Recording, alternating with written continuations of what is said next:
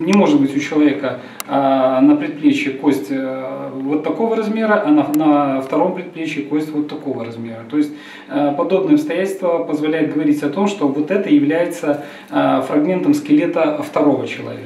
Калі косныя фрагменты трапляюць у лабараторыю судовай экспертызы, спецыяліст можа вызначыць палавую прыналежнасць, узрост, расу, даўнасць пахавання і ў выпадку неабходнасці наяўнасць крымінальнага характару смерці. Гэтыя фрагменты, якія былі знойдзены ў гарадскім садзе на пачатку сакавіка, належаць дзвюм асобам і маюць даўнасць пахавання 70 гадоў. Вот это все в совокупности, вес костей, вид с поверхности, цвет кости, толщина кортикального слоя, наличие его повреждений, дефектов, прорастание корней растений. Это все в совокупности, в общем-то, позволяет эксперту достоверно судить о давности захоронения. Пазней у сакавіку там жа каля мемарыяльнага комплекса вартавым граніц мясцовы жыхар, які гуляў з сабакам, знайшоў чалавечыя парэшткі. Ён адразу ж звярнуўся ў ленінскі райаддзел міліцыі. Фрагменты па папярэдняй ацэнцы належаць некалькім асобам і таксама маюць даўнасць пахавання 70 гадоў. Если у нас, например, за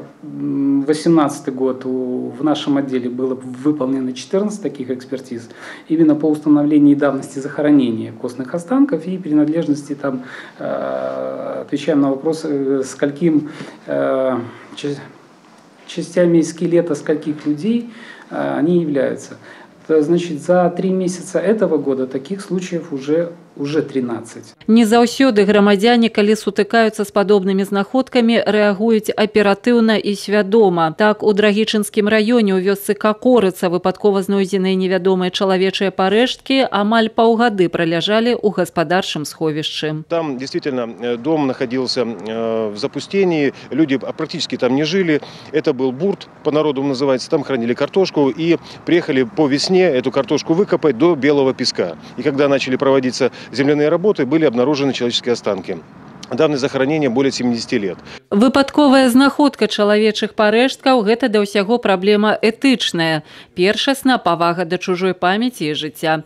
Недапушчальныя акты вандалізму ці хуліганскія дзеянні. Это человеческий фактор, и мне кажется, что, наверное, по-житейски, по-человечески такое делать нельзя. Но если человек действительно низкими обладает моральными качествами, то, конечно, этому дается юридическая оценка. Працы па добраўпарадкаванні горада працягваюцца, і верагоднасць падобных знаходак ёсць. У выпадку знаходжання костных парэшткаў міліцыя просіць адразу ж званіць па тэлефоне 102.